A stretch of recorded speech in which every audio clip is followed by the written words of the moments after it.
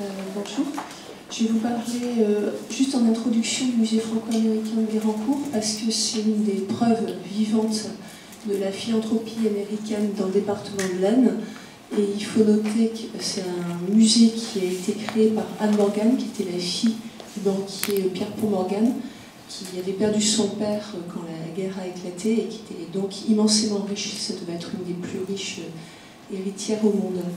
Et à l'issue de la guerre, elle a donc créé un musée franco-américain pour rappeler l'aide apportée par les volontaires et donc évidemment les philanthropes américains pendant la guerre. Et c'était donc au départ un musée de la coopération franco-américaine qui rappelle donc également l'aide apportée par les Français pendant la guerre d'indépendance américaine et qui fait le lien entre ces deux guerres. Et c'est donc devenu le musée franco-américain qui effectivement réouvre à la fin du mois de juin de cette année, et j'espère donc vous voir dans nos salles à ce moment-là. Voilà. Alors j'ai la dure tâche d'essayer de faire une synthèse, donc un survol de tout ce qui s'est passé concernant le soin par les associations américaines. Alors, comment ça marche? Voilà. Par contre, j'ai la partie de mon texte qui ne parlait pas. Alors, comme ça a été dit précédemment plusieurs fois, Paris est un centre artistique et économique international très important quand la Première Guerre mondiale éclate. Il y a une communauté américaine qui, ici, elle est moins importante que d'autres communautés, quand même très importante, compte des milliers de membres. Et je voudrais rappeler qu'il y a parmi cette communauté américaine des mécènes américains qui commandent des œuvres à leurs compatriotes impressionnistes ainsi qu'aux Français. Alors, vous avez dû certainement déjà entendre parler des Stein, donc Léo Stein, qui est le mécène de Matisse, et sa sœur, l'écrivain Gertrude Stein. Alors, on la connaît surtout pour ses liens avec Picasso et d'autres artistes, mais en réalité, elle a également été conductrice d'ambulance pendant la guerre. Elle a fait venir donc une ambulance par son cousin, Fred Stein, qui était aux États-Unis, et alors, à vrai dire, elle ne savait pas du tout conduire, donc ça devait être assez comique. Elle en parle dans un livre. Et elle a appris à conduire quand l'ambulance est arrivée. Donc ça c'est pour l'anecdote. Donc comme ça a été dit plusieurs fois, en août 14, les États-Unis restent isolationnistes jusqu'en avril 1917. Mais effectivement, une partie de l'opinion américaine s'inquiète des tueries dans la Marne.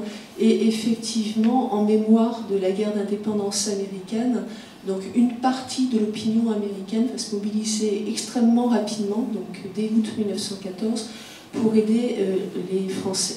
On va essayer de sensibiliser la population et pour ce faire, on va commencer très rapidement, donc dès 1915, à lever des fonds pour édifier aux États-Unis des monuments qui commémorent Lafayette et donc le général Rochambeau, qui avait aidé les jeunes États-Unis d'Amérique pendant la guerre d'indépendance.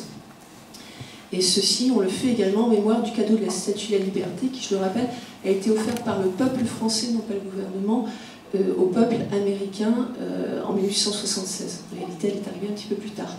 Alors, pendant votre visite, vous avez vu donc la Liberté éplorée qui a été créée, elle a été commandée exactement dans ce cadre précis en 1916 aux États-Unis, et une levée de fonds qui a fait l'objet d'articles dans les journaux. Et puis vous avez également un peintre comme le peintre impressionniste américain Shahid Hassan, qui a été formé à l'école des Beaux-Arts à Paris et qui vit alors à New York et qui va peindre des tableaux patriotiques entre 1916 et jusqu'en 1918.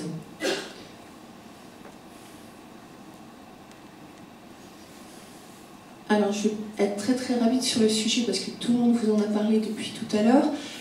Par contre, je vais vous parler un petit peu plus de Mrs. Bliss. Alors dès août 1914, la communauté américaine en France va se mobiliser en donnant des voitures privées, donc on voit arriver des voitures de luxe qui vont servir pour le transport de blessés, ça devait être parfois un petit peu bizarre, en donnant de l'argent. Et il y a l'émergence d'un réseau de distribution de biens américains qui est créé par Mrs. Bliss. Alors Mrs. Bliss, c'est l'épouse d'un conseiller de l'ambassade américaine à Paris, et elle reçoit dès août 1914 des colis chez elle. Et elle est apparemment très vite submergée par ce qui arrive à son appartement. Donc elle crée un entrepôt dès octobre 1914. C'est très rapide. Et elle vise à fournir du matériel de soins pour les hôpitaux du front. Puisque bon, mon sujet concerne particulièrement la dimension du soin. Il faut noter que son service de réseau de distribution américain, comme on l'appelle, va servir de modèle à l'American Fund for French Wounded. Et en 1917, alors j'ai oublié de vous préciser que le musée de Blérancourt dispose d'un fonds d'archives concernant ces associations humanitaires et de soins. Donc mon intervention se base sur ces archives. Je n'ai pas encore réussi à comprendre si la FFW est rattachée directement à la Croix-Rouge américaine ou si il reste indépendant jusqu'en 1918, date à laquelle il disparaît en s'agglomérant à la Croix-Rouge américaine. C'est pas tout à fait, enfin j'ai pas encore tout à fait compris. Alors revenons sur l'hôpital américain de Neuilly qui est créé exactement à ce moment-là. Sa particularité, c'est que c'est un centre d'organisation de réseau d'aide et de dons. On a l'impression qu'il y a beaucoup d'organisations qui s'occupent des soins et de l'humanitaire qui tournent autour de cet hôpital américain de Neuilly. Et à vrai dire, étant donné que dans la communauté américaine, tout le monde connaît tout le monde, on a parlé par exemple du docteur Gross, on va retrouver également l'ambassadeur Myron T. Eric qui est présent dans différentes associations. Mrs. Bliss elle-même est présente dans de très nombreuses associations. Donc forcément, chacun s'entraide. Alors ils envoient des soins sur place, du matériel sur les fronts, ils créent un service de transport qui devient l'American Field Service, géré par Abraham Pierre Andrew. Et alors, ce qui est très important, c'est que cet hôpital, je ne sais plus si ça a été dit, s'entraîne l'avenue de médecins de spécialistes américains et ça permet des innovations médicales et chirurgicales très importantes. Par la suite, ils vont également aider au financement de prothèses et puis, ça, il faut quand même le noter, ils prennent en charge la rééducation des blessés et ils prennent surtout en charge le traumatisme de guerre. Je vous rappelle que les traumatismes de guerre, à l'époque, ça n'était pas forcément connu. Et l'armée française, par exemple, ne soignait pas les traumatisés de guerre. Alors, depuis tout à l'heure, depuis ce matin, on a parlé de différentes associations. En vérité, une foultitude d'associations d'œuvres américaines entre 1914, 1919 et même les années 20.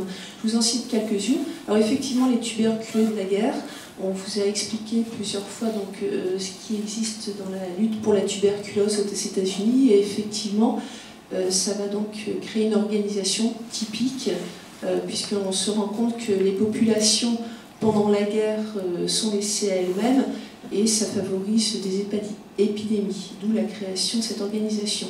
Également une maison d'hospitalisation pour les aveugles de guerre et les anciens combattants, donc ça c'est plutôt vers la fin de la guerre. Les œuvres de guerre et d'après-guerre des Rockefeller, la lutte contre la tuberculose encore une fois, la création de la faculté de médecine et de pharmacie de Lyon.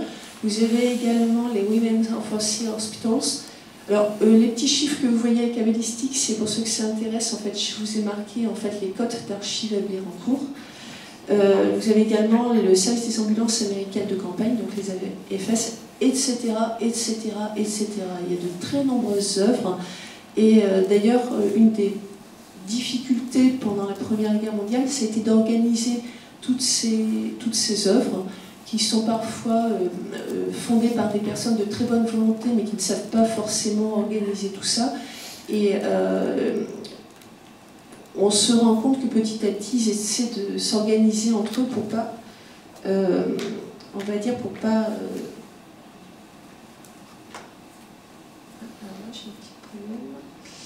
pour pas empiéter sur leur territoire les uns des autres. Alors, quelque chose de très important, et vous allez comprendre pourquoi je vous en parle, parce que en fait, Anne Morgan, dont je vous ai parlé tout à l'heure, a fait partie de l'American Fund for French Wounded. C'est une sorte d'association, enfin je ne sais pas si on peut parler d'association, d'organisation qui est créée en 1915 à Londres par Isabelle Latrobe, qui est une américaine. Et elle essaie d'organiser, elle reçoit elle-même des colis qui viennent des États-Unis et elle les renvoie en France. Et elle se rend compte très très rapidement que ça lui coûte très cher parce qu'il y a des dizaines, des centaines de colis qui lui arrivent en provenance des États-Unis. Et je crois que ça a été vu depuis ce matin. Les Américains s'organisent tellement rapidement que vous avez des dizaines de choses qui arrivent par fret de l'autre côté de l'Atlantique. Alors, Isabelle Latrobe va donc se renseigner très rapidement et entre autres, elle va aller rencontrer Madame Mrs. Bliss pour savoir comment Mrs. Bliss a organisé son réseau de distribution américain. Puisqu'en réalité, Mrs. Bliss non seulement a organisé un dépôt, dispose de très nombreuses voitures de transport, mais également a obtenu l'autorisation des armées françaises de transporter tous ces biens collectés au travers des lignes de front vers les hôpitaux de campagne. Madame Latrobe va donc petit à petit organiser de manière plus adaptée à ce terrain de guerre la FFW.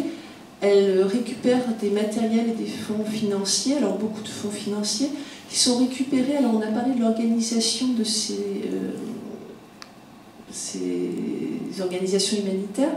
Alors pour la FFW, ce sont des comités qui ont été répartis sur tout le territoire américain et qui sont en lien constant avec la présidente.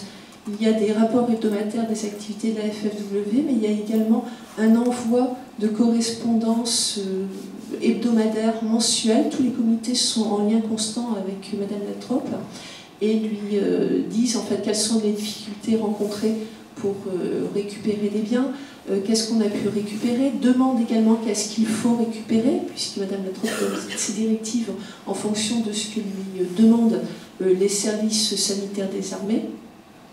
Puisque en réalité, la FFW, au départ, comme d'ailleurs la plupart des organisations humanitaires, va s'intéresser surtout à l'aide des fronts, à l'aide des militaires, et toutes ces associations vont envoyer en fait des biens vers les hôpitaux du front, y compris pour la FFW vers les fronts vers d'Orient et vers Salonique.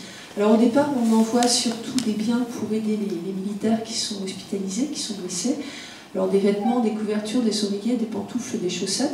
Alors je m'étais posé la question, mais pourquoi des vêtements, des chaussettes? Mais tout simplement parce qu'un militaire, quand il est blessé, en général, par exemple s'il a explosé sur un obus, ses vêtements sont déchiquetés. Et par ailleurs, il peut être très sale, donc effectivement, il va falloir le vêtir très rapidement. Et puis, on s'oriente très rapidement vers l'envoi d'un matériel chirurgical qui est quand même, on va dire, assez détaillé. On pense à envoyer des gaz et des cotons qui peuvent être directement stérilisés, des compresses et des bandages, des ciseaux, des forceps chirurgicaux, des gants en caoutchouc, des produits antiseptiques, des matériels stérilisés, des chaises et même des chaises roulantes pour les invalides. Alors, petite anecdote, on s'adresse à des militaires qui ne savent pas toujours à quoi servent ces matériels, et alors parfois on envoie par exemple des gants en caoutchouc qui ont été stérilisés et on les retrouve roulés en boule pour tenir les genoux d'un blessé dans un hôpital. Donc on est obligé de reprendre ce matériel et de le restériliser.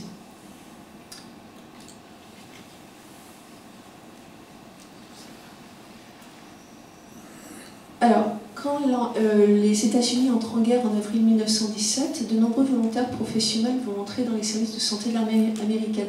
Parce qu'on pense très souvent uniquement aux volontaires de ces organisations humanitaires privées, mais on ne pense pas à ces volontaires professionnels.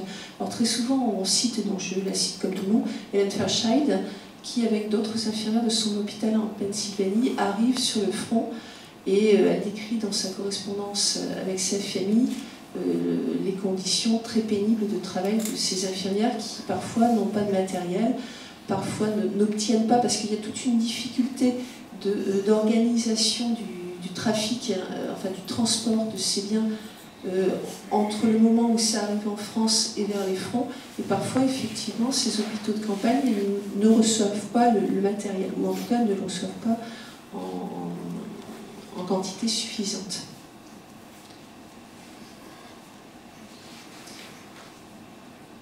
Alors, on a l'impression, parce que la Croix-Rouge américaine, c'est une organisation qui est beaucoup plus importante que les autres, pour toutes les raisons qui ont été évoquées depuis tout à l'heure. Et en réalité, elle est également une institution qui va énormément communiquer. Elle va produire des brochures, elle va produire des rapports, et alors vous avez par exemple à gauche, l'illustration n'est pas terrible, hein, Le Messager, qui est donc la brochure publiée par la Croix-Rouge américaine en France, qui permet en fait de raconter tout ce qu'elle fait en France. Et alors, on se rend compte que dans ces brochures, comme d'ailleurs très vite, en tout cas à partir de 1917-1918 pour toutes ces organisations humanitaires, les enfants représentent le salut, alors je l'ai mis entre guillemets parce que je cite la force de la France. C'est ce qui est raconté dans l'illustration en mars 1918. On va donc créer des hôpitaux pour les enfants, à Évian, à Sainte-Foy-l'Argentière, à différents endroits. C'est-à-dire qu'on considère que si on veut aider à la reconstruction de la France, et pas du tout pour la reprise du combat, hein, il faut s'occuper de tous ces enfants. Et pendant la guerre, toutes ces associations, toutes ces organisations s'occupent des enfants qui sont sur les routes, qui ont perdu leurs parents, soit parce que leurs parents sont morts, soit parce que leurs parents, soit parce qu'ils ont été séparés de leurs parents. Et il y a très vite un mouvement, c'est-à-dire qu'on s'occupe tout d'abord des soins aux militaires blessés, puis on va commencer à s'occuper des civils, et puis et je pense qu'également une des raisons, c'est parce qu'il y a beaucoup de bénévoles, enfin, alors là c'est un petit peu sexiste ce que je veux dire, mais comme il y a beaucoup de femmes dans ces organisations humanitaires, on le voit très bien chez Anne Morgan, qui est très sensible au fait qu'elle voit des enfants qui sont sur le bord de la route, qui sont orphelins, qui sont errants. Et en fait, ces femmes écrivent là-dessus et elles se mobilisent très vite en fait, pour aider les enfants. Pour en venir à la Croix-Rouge, dès avant la fin de la guerre et après-guerre, elle s'occupe des orphelins et des jeunes errants, elle les soigne, elle les éduque. Et il y a une dimension du soin qui n'est plus uniquement le soin médical, le soin hospitalier, c'est qu'on va s'occuper également de rechercher leurs parents, notamment quand la mère a été déportée entre guillemets par les Allemands. On va louer et meubler des maisons pour les faire vivre dans ces maisons, on va recruter des infirmières, organiser l'enseignement ménager pour les jeunes filles, et un enseignement agricole et professionnel pour les garçons et les hommes, et on va aider à réparer et reconstruire les zones détruites. Alors, il y a d'autres organisations américaines qui s'occupent non seulement des civils, qui soignent les civils, mais qui soignent également les enfants. Par exemple, le comité franco-américain pour la protection des enfants de la frontière, qui aide des centaines d'enfants, et on y retrouve Mrs. Robert Woods Bliss, qui donne mensuellement plus de 10 000 francs, rien que pour cette organisation-là. 10 000 francs pour l'époque, c'est une somme qui est absolument énorme. Et il faut noter qu'elle aide des dizaines d'autres organisations. Vous avez également l'American Women's War Relief Fund et de nombreuses autres œuvres américaines qui aident les enfants qui sont livrés donc à la misère et à la violence de la guerre. Tout ça pour vous dire que quand le comité américain pour les régions dévastées est créé, il est créé après 1917, donc même si Anne Morgan fait déjà partie de la FFW, le CARD, parce qu'on a souvent dit que le CARD était pionnier, qu'il était très novateur, en fait le CARD profite amplement des exemples antérieurs, et notamment de la Croix-Rouge américaine, dont les actions en France, comme je l'ai dit, sont très bien médiatisées. Il y a en particulier un rapport de la fin de l'année 1917 qui parle des enfants et qui dit qu'il faut mettre en place, donc c'est la Croix-Rouge française qui dit, il faut mettre en place des infirmières visiteuses. Et c'est exactement le principe qui va être repris par le comité américain pour les régions dévastées. Ce qui est intéressant chez Anne Morgan et le comité américain pour les régions dévastées, en réalité derrière Anne Morgan, il y a Anne Moredyk qui est donc la médecin, enfin la doctoresse qui s'occupe du CARD et en particulier à Blérancourt. Et ce qui est intéressant, c'est qu'on s'inspire des méthodes de l'infirmière anglaise Florence Nightingale. Et Florence Nightingale, c'est une infirmière britannique qui, dès la fin du 19e et début 20e siècle, s'intéresse non seulement aux soins hospitaliers, à soigner donc, la blessure, la maladie, mais elle s'intéresse également, on répond aux besoins fondamentaux du malade, donc on le nourrit, on le fait boire, on lui donne un toit, on le met au chaud, mais après, une fois qu'on a répondu à ces besoins fondamentaux, on va s'intéresser au côté plus psychologique des besoins du malade. Et directement lié à ça, la notion de bibliothérapie. Alors, dans notre fonds d'archives, je n'ai pas trouvé directement de choses concernant la bibliothérapie. Il semblerait qu'il y ait des personnes qui aient fait des essais sur la chose, mais effectivement, on va le retrouver dans le cadre pour s'occuper des enfants et des civils. Alors là, j'ai un problème sur ma diapo, d'ailleurs, je crois que j'ai un autre problème. En décembre 1918, le CARD passe un contrat avec les hôpitaux des Dames américaines. Et on va donc créer un hôpital à Blérancourt. Alors il faut noter la chose suivante, c'est que les Américains qui entrent en guerre donc à partir d'avril 1917 et qui arrivent surtout à partir de juin, et dans le même temps les organisations américaines se rendent compte que tous les infirmières, les médecins français, mais surtout les médecins français, ne sont plus là et les populations civiles sont laissées à même. Il n'y a absolument plus de soins qui sont donnés aux populations. Donc on va essayer de pallier cette situation en mettant en place des hôpitaux. C'est pour cette raison-là que quand la paix, quand la victoire est là, dans un premier temps, les Américains, ces humanitaires entre guillemets américains, notent qu'effectivement il y a une concurrence déloyale parce que les soins américains sont gratuits. Et on note que c'est une concurrence déloyale pour ces médecins qui reviennent meurtris par la guerre et qui vont reprendre leurs activités.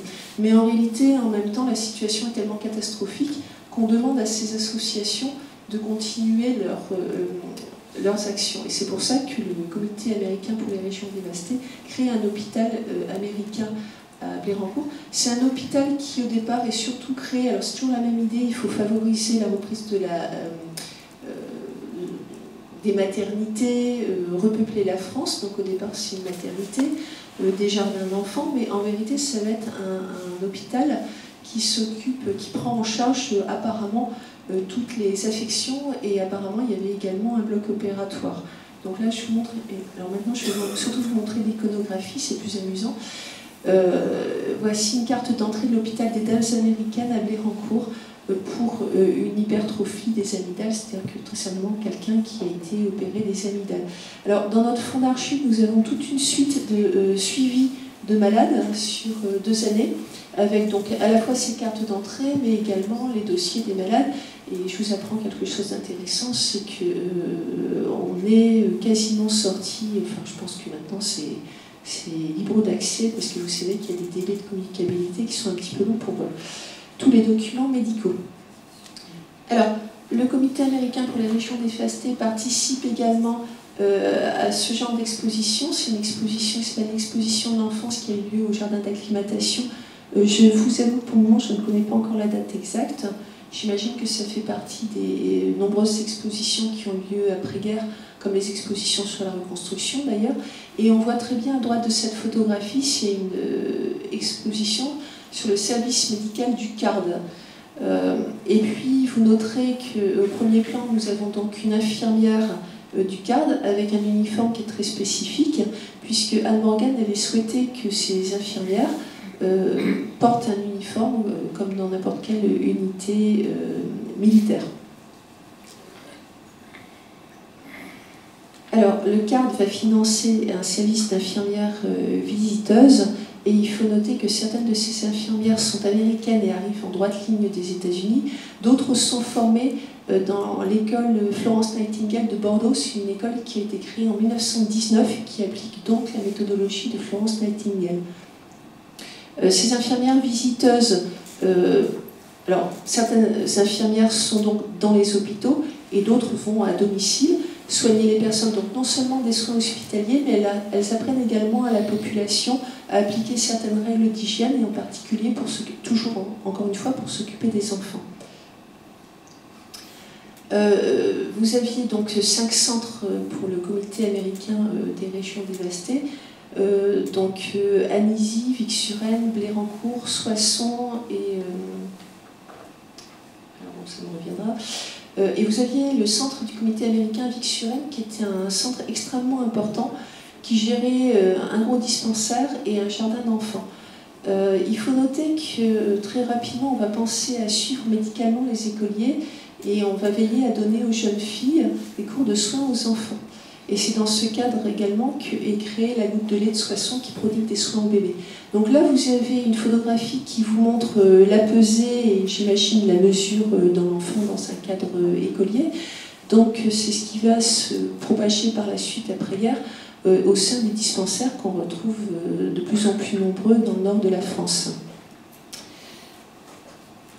Alors ici, l'institution La Goutte de lait à Soissons, qui a continué d'exister d'ailleurs et qui a permis... Alors, l'Aisne a plus ou moins conservé, c'est un des rares départements en France qui ait gardé la mémoire de l'aide américaine pendant la Première Guerre mondiale. Pourquoi? D'une part parce que le musée franco-américain de Bérancourt continue d'exister à Bérancourt, c'est un musée national, et par ailleurs parce que la Goutte de lait à Soissons a donné, ça donne la racine en fait de ce qu'on appelle l'AMSAM, c'est un service d'aide sociale, médico-sociale, Anne Morgan, qui s'appelle carrément Anne Morgan, et ça permet de continuer à travailler sur la mémoire d'Anne Morgan.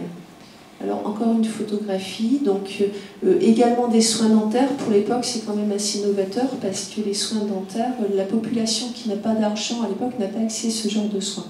Alors il faut noter que ce genre de photographie, Anne Morgan, enfin le CARD, emploie des photographes professionnels et on se sert de ces photographies pour faire de la propagande. C'est-à-dire que pour continuer à faire des levées de fonds aux États-Unis, on va publier ce genre de photographies dans les journaux, on va créer des brochures pour inciter donc les personnes à continuer à donner. Ce qui veut dire que vous avez souvent des photographies qui sont, là c'est un petit peu amusant, mais en même temps, si vous regardez bien, elle est extrêmement bien cadrée. On a également des photographies qui montrent des personnes âgées dans le cadre de ruines, des enfants. On essaie un petit peu, il y a un petit côté un peu misérabiliste dans les photographies, et souvent des photographies qui sont très jolies. Alors ça, c'est le fameux soin... Ça, c'est un cours, c'est-à-dire qu'on apprend à s'occuper des enfants. Alors, vous voyez, le bébé n'est pas très content, et vous avez ces petites jeunes filles qui sont très, très sages, et on est en train de leur apprendre à s'occuper de bébés. Pas du tout pour devenir puéricultrices, peut-être que certaines le deviendront, mais en attendant pour s'occuper plus tard de manière hygiéniquement correcte de leurs enfants. Et puis, je vous ai parlé donc de Florence Nightingale, alors je vais très vite parce que, pour rester un petit peu dans les temps, donc le CARD va également impulser un service de bibliothèque à un moment où il n'y a pas du tout de bibliothèque publique en France, et ça peine en train d'émerger dans l'esprit de certains théoriciens, et entre autres un service de bibliothèque roulante dans une Ford T. Je vous rappelle que les Ford T, ça a été des voitures qui ont servi pour mettre en place les ambulances de différentes associations humanitaires pendant la guerre. Et on va apporter, alors ça c'est extrêmement novateur, on apporte des ouvrages aux adultes comme aux enfants, et vous avez également des petites bibliothèques qui s'adressent aux enfants. On s'occupe également des enfants en leur faisant faire des sports, hein, ce qui à l'époque n'existait pas en France. Donc toujours la dimension du soin, mais quelque chose de... c'est le côté, on met les enfants en plein air, on leur fait pratiquer des sports. Donc ici sont des matchs, notamment du basketball, ce qui était un sport qui jusqu'alors était inconnu en France, sauf dans certains milieux. On leur fait faire également du football. Donc là vous avez une photographie toujours du CARD qui montre un match de football. Et puis, on va favoriser le scoutisme. Alors, le scoutisme, ça n'est pas du tout américain, c'est d'origine britannique. Et on s'adresse aux jeunes garçons pour leur montrer un mode de vie sain, pour leur faire faire du sport, et en particulier de la natation. Et à l'époque, apprendre à nager, c'est pas quelque chose qui va de soi en France. Donc là, on va carrément leur donner des cours de natation. Alors, pour en terminer avec ce sujet, je vais terminer avec l'hôpital mémorial américain de Reims, qu'on a souvent complètement oublié. C'est un hôpital mémorial qui a été créé après-guerre à la mémoire des soldats américains tués. Il est conçu au départ comme une maternité pour aider au repeuplement du pays, et on choisit Reims, c'est une ville qui est en majeure partie détruite. C'est un projet qui n'allait pas de soi, c'était très compliqué de mettre en place cet hôpital, et il a fini par émerger grâce au soutien extrêmement puissant des mécènes américains, puis également à des appuis politiques, et en particulier de Poincaré. Alors là, ma diapositive, il y a un petit problème d'application, pardon.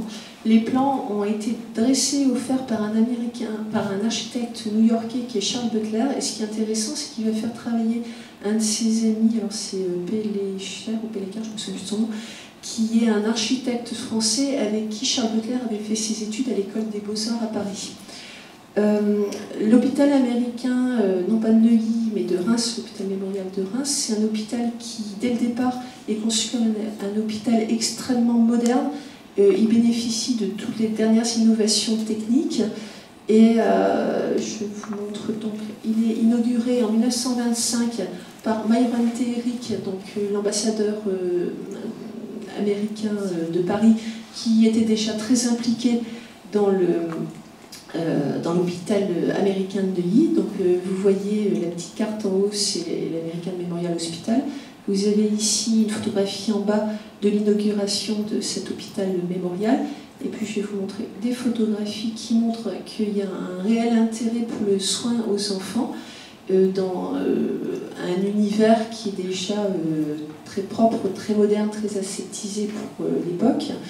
Et puis avec des services qui sont entièrement dévolus aux enfants, ce qui est quand même assez novateur. Voilà, et puis ma dernière diapositive qui montre donc, alors je pense que c'est un bloc, mais je ne suis pas entièrement certaine, mais qui montre en fait le matériel très nouveau, très moderne, et qui d'ailleurs, j'imagine, est également l'aboutissement de tout ce qui s'est fait pendant la Première Guerre mondiale, parce qu'on sait qu'il y a des progrès très importants qui ont été faits dans le domaine du soin, et en particulier grâce à l'aide des Américains. Voilà, j'en termine avec cette diapositive, et je pense que j'ai un petit peu dépassé.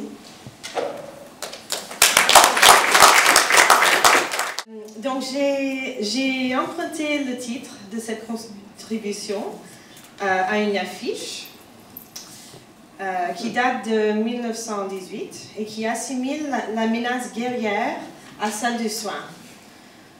Pour être plus précise, c'est en fait la traduction d'un slogan américain qui joue avec les mots anglais germ, microbe, et German, allemand. Donc, même si la traduction n'est pas aussi poétique, en tout cas, c'est une comparaison juste pour le moment que j'examine aujourd'hui. Les conditions de la tranchée avaient produit des centaines de milliers d'infections de la tuberculose, ce qui présenterait une véritable menace pour la population civile. Fondée en 1913, la jeune fondation Rockefeller répond à la crise avec un programme d'éradication largement inspiré par l'éradication de l'ankylostome. Vous connaissez cette maladie? Alors, c'est un petit ver qu'on attrape en ne pas mettant de chaussures et ça cause la fatigue, on se sent mal pendant des années même. Et c'était un grand problème dans les États du Sud. Donc là, c'est tiré, ces photos sont de la campagne contre cette maladie dans les États du Sud des États-Unis. Il y avait à peu près, dans certains lieux, il y avait la moitié de la population qui souffrait de cette maladie. Heureusement, c'était très facile c'était un peu cher, mais c'était facile à résoudre parce qu'il suffisait juste de prendre un médicament, de porter des chaussures et de construire des toilettes plus sanitaires. Voilà. Donc ils pensaient qu'ils allaient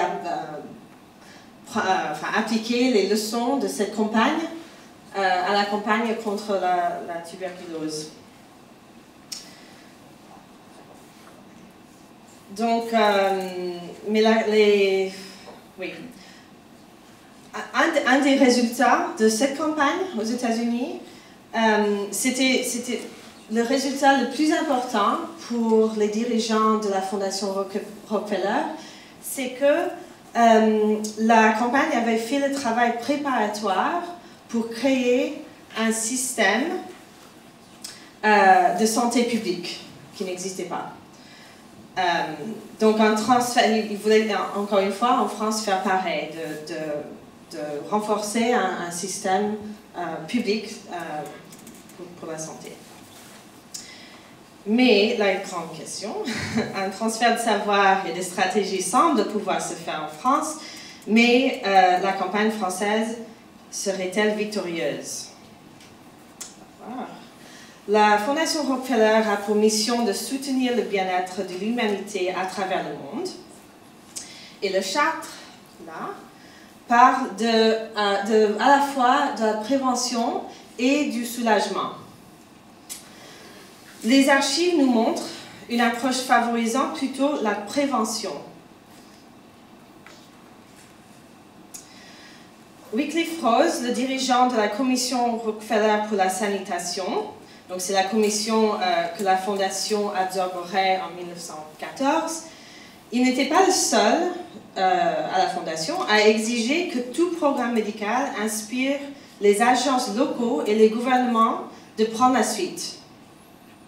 La réponse à la tuberculose illustre le développement d'un modèle philanthropique qui repose sur la prévention, une compréhension des causes, les systèmes mis en place et un réseau d'expertise. Il ne s'agirait plus de charité qui soulage les effets, mais en fait de la philanthropie. Et je prends leur définition à l'époque.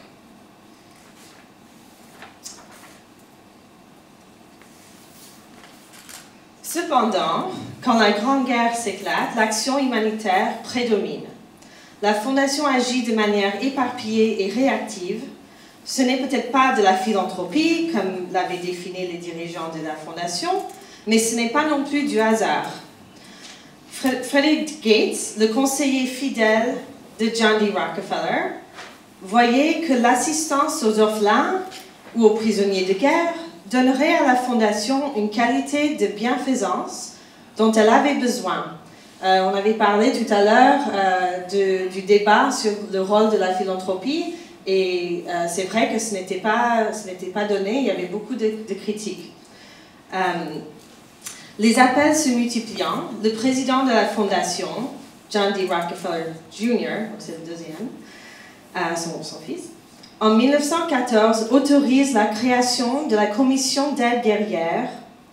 Suite à une première étude sur le terrain, les membres de la commission comprennent très vite que le besoin d'assistance s'étendrait à travers toute l'Europe. Les États-Unis n'étant pas encore entrés en guerre, un programme d'assistance pourrait, en principe, servir les nations des deux alliances.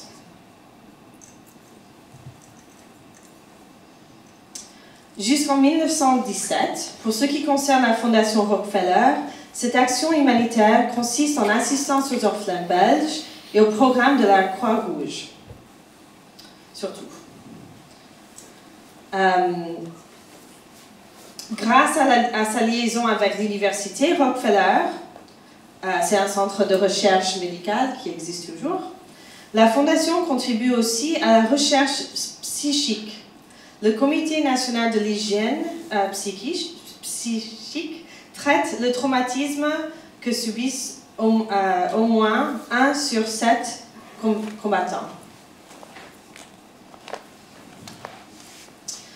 Quand les Américains entrent en guerre en avril 1917, la Fondation Rockefeller retire sa commission d'aide guerrière. D'autres sources d'aide émergent pour soutenir l'action humanitaire et pour sa part, la Fondation retourne à son expérience de ce qu'ils appellent la philanthropie scientifique, en lançant son campagne contre la tuberculose en France. Donc c'est non seulement au sujet scientifique et médical, mais aussi dans une sorte de stratégie scientifique aussi. Cette campagne s'inspire donc de l'expérience qu'avait menée la Fondation aux États-Unis en 3 étapes: évaluation, traitement et prévention. Pendant le mois de juillet 1917, le Conseil international de santé, donc je dis le mot en anglais, c'est International Health Board, à cette époque-là, c'est une division de la Fondation Rockefeller. Donc ce conseil accomplit une évaluation tout en établissant des relations avec les agences et les gouvernements locaux. 2 mois plus tard, on démarre le programme en lançant la Commission pour la prévention de la tuberculose. La commission aurait 4 divisions qui accomplissent 4 tâches: l'éducation publique, le traitement médical, les visiteurs d'hygiène et la diffusion à travers 27 départements français. Afin de les accomplir et d'appliquer l'expertise de manière appropriée, la Fondation s'engage en partenariat avec la Croix-Rouge, surtout pour ce qui concerne l'hygiène des enfants et l'établissement de sanatoria.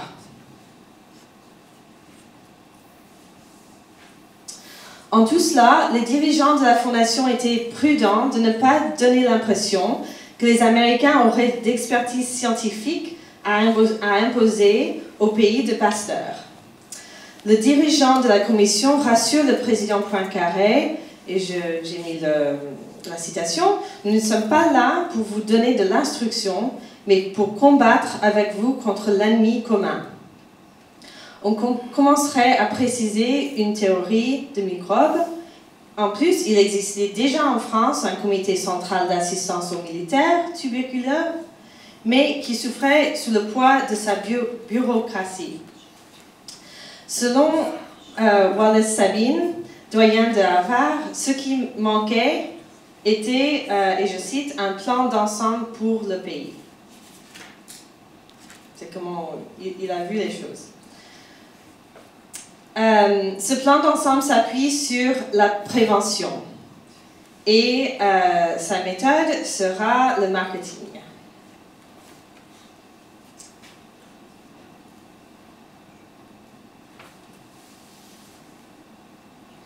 Au cours de l'année 1918, la division d'éducation a visité 10 départements français, animant des conférences dans 141 villes où vivaient plus de 300 habitants. Donc j'ai fait quelques copies des archives. Ce sont des programmes de ces conférences. On vend, pour attirer les gens, on fait la promesse que la musique militaire américaine prêtera à son concours. Il y a du cinéma, il y a des concerts, il y a des conférences, on explique les pratiques d'hygiène. On a même un ticket d'une de ces conférences. Voilà, et puis il y avait plusieurs publics. Je vais parler des enfants, mais en fait il y avait les ouvrières, les femmes, les mères. Voilà.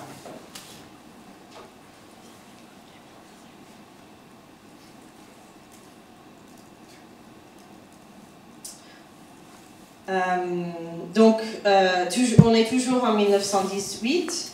La commission a distribué plus de 2 millions de brochures, d'affiches, de cartes postales et d'autres articles imprimés. Et la Fondation Rockefeller adore les chiffres et pouvoir montrer l'impact de ces actions. Donc, je dis plus de 2 millions, mais ils ont même à l'article près le chiffre.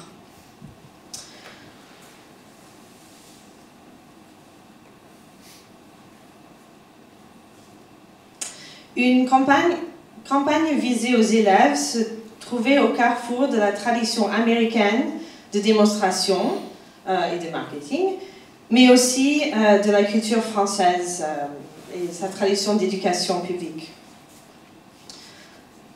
Par exemple, on a un jeu de santé, une version du jeu d'oie, où chaque case présente une règle d'hygiène. Par exemple, ne buvez pas au même verre, lavez-vous chaque matin, n'embrassez pas les animaux, etc. Il y avait aussi des concours dans les écoles. Donc, il y avait une croisade de bonne santé où il fallait que les parents mettent sur ces fiches si l'enfant avait bien lavé les dents, etc. Et puis, il y avait un certificat à la fin. Il y a même des chansons. Il y en a parmi vous. Moi, je n'ai pas passé mon enfance en France, donc j'ai du mal à me souvenir de l'air, mais si vous connaissez les fleurs bergères, c'est va-t'en microbe. Et voilà, le bon soleil. Donc j'ai du bon soleil au lieu de j'ai du bon tabac. Voilà.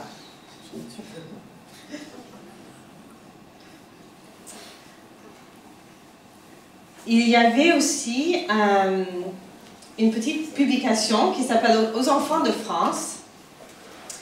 Et dans les archives, on a beaucoup de photos des enfants qui sont en train de lire cette publication. Donc voilà, et puis on a même plusieurs copies de cette publication. Et je vais juste vous lire une phrase ou deux pour vous montrer aussi la métaphore de la guerre qui se passe en même temps. Donc, suivez ensuite les conseils qui vous donnent et vous... excusez-moi. Et vous, à bout d'un des plus grands ennemis... vaincrez à bout d'un des plus grands ennemis de votre glorieux pays. Et je vais parler tout à l'heure de cette métaphore de combat, comme j'avais donné le titre, qu'il y a deux ennemis. Et pour ceux d'entre vous qui connaissent les manuels scolaires qui commencent vraiment de ce format à la fin du 19e siècle, vous allez reconnaître, on commence avec une question et puis on explique après avec plein de dessins, donc quelles sont les causes, comment on prévient la tuberculose, il suffit d'être fort, voilà. Et voici les enfants, chaque enfant a une copie de cette publication. Donc ça doit exister, il doit y en avoir plein dans les greniers ou dans d'autres collections. Il y a même eu, je ne sais pas si c'était un concours, j'ai pas beaucoup d'informations là-dessus, mais il y avait même des rédactions où les élèves écrivaient sur la tuberculose. Donc voilà, que savez-vous de la tuberculose, etc. Et puis ça, c'est une question assez rare, je pense. Que pensez-vous de la mission américaine? C'est toujours difficile de trouver la réception de ces campagnes dans les mots de ceux qui les ont vécues. Et donc j'ai trouvé les mots d'une petite de 9 ans. La mission américaine est venue en France pour combattre l'ignorance des Français et leur montrer comment faire pour éviter la tuberculose. Donc, pour moi, ce que cela me montre, c'est que les dirigeants de cette campagne ne sont pas réussis à faire ce qu'ils voulaient faire en reconnaissant d'abord que la France est très en avant scientifiquement, que ce n'est pas une question d'ignorance, mais en fait de la situation de la guerre, de moyens, etc. Donc, pour moi, je pense que ça complique un peu. Ceux qui travaillent pour la Fondation étaient assez fiers d'avoir bien reconnu la culture française, mais voilà. Et puis, bien sûr, elle parle du cinéma. Ils n'ont pas seulement expliqué, mais ils l'ont fait voir par le cinéma. Et puis là, bon, tous ces écrits ont été envoyés à la Fondation Rockefeller. Donc, je ne sais pas ce que disaient les instituteurs, mais c'est assez... bon, on ne dit que de bonnes choses.